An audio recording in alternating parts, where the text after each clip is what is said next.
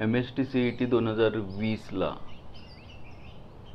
विचारलेलं क्वेश्चन बघतोय. मॅथमॅटिकल लॉजिकमध्ये आपण लॉजिकल कनेक्टिव्स, कंपाऊंड स्टेटमेंट्स आणि ट्रूथ टेबल याच्याशी रिलेटेड क्वेश्चन बघतोय. आपण टॉपिक वाईज जातोय. हा फर्स्ट टॉपिक आहे ज्याच्यामधले हे MST-CET 2004 पासून 2022 पर्यंत विचारलेले सगळे क्वेश्चन आपण बघणार, ज्यामध्ये त्यांनी सांगितलं की negation P and Q implication R याची ट्रूथ व्हॅल्यू त्यांनी फॉल्स दिलेली आहे. सेम असाच क्वेश्चन पण दुसऱ्या सेटमध्ये विचारलेला असणार आहे. हा 2020 मध्येच विचारलेला आहे.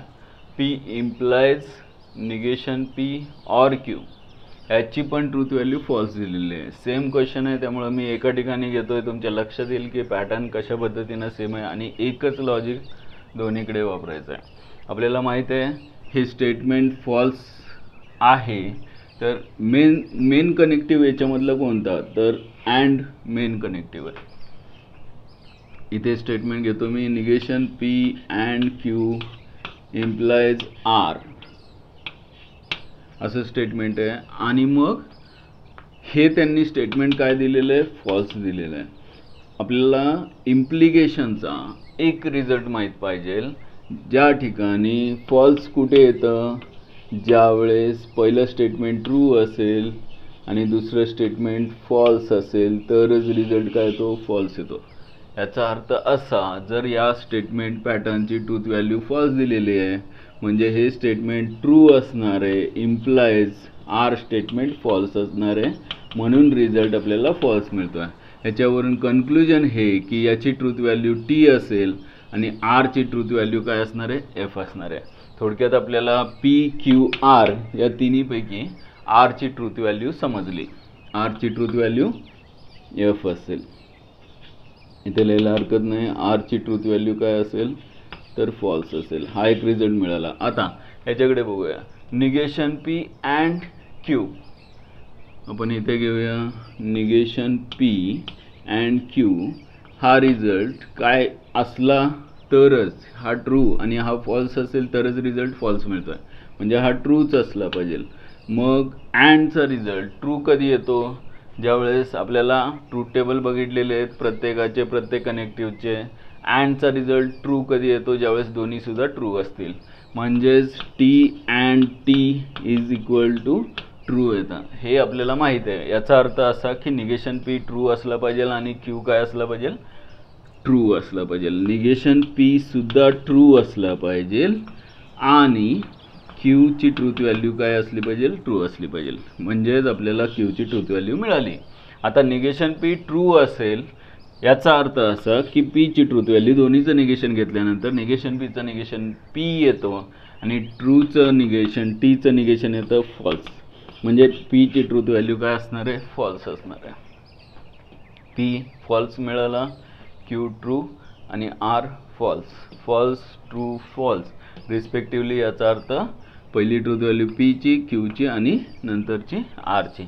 फॉल्स, ट्रू, फॉल्स म्हणजेच A ऑप्शन आपला करेक्ट आहे.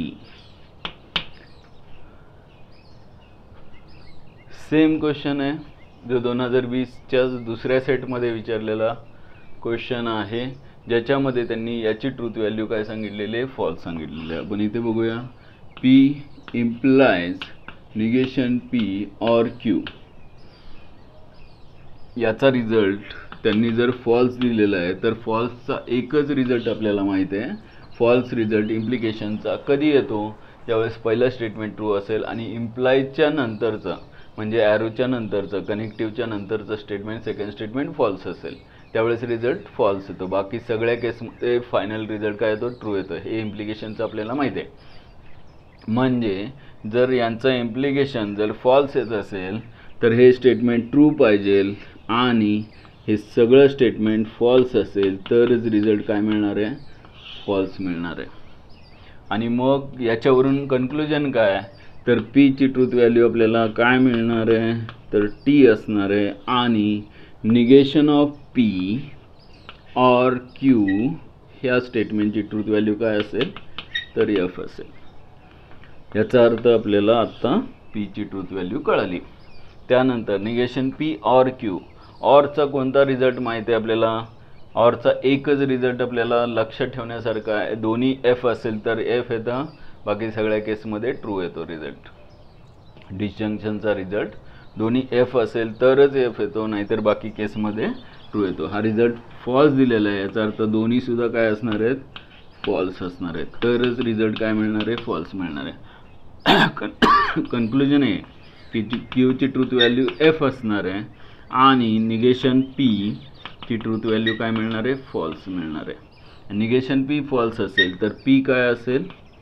तर ट्रू असेल. दोन्हीचं निगेशन घेतलं आणि क्यू तर ऑलरेडी मिळालेलं आहे फॉल्स. ॲक्च्युली इथे पी 2 वेळा मिळाला. पी ट्रू आहे, इथे पण result final conclusion P true मिळालेला आहे आणि क्यू फॉल्स मिळालेला आहे.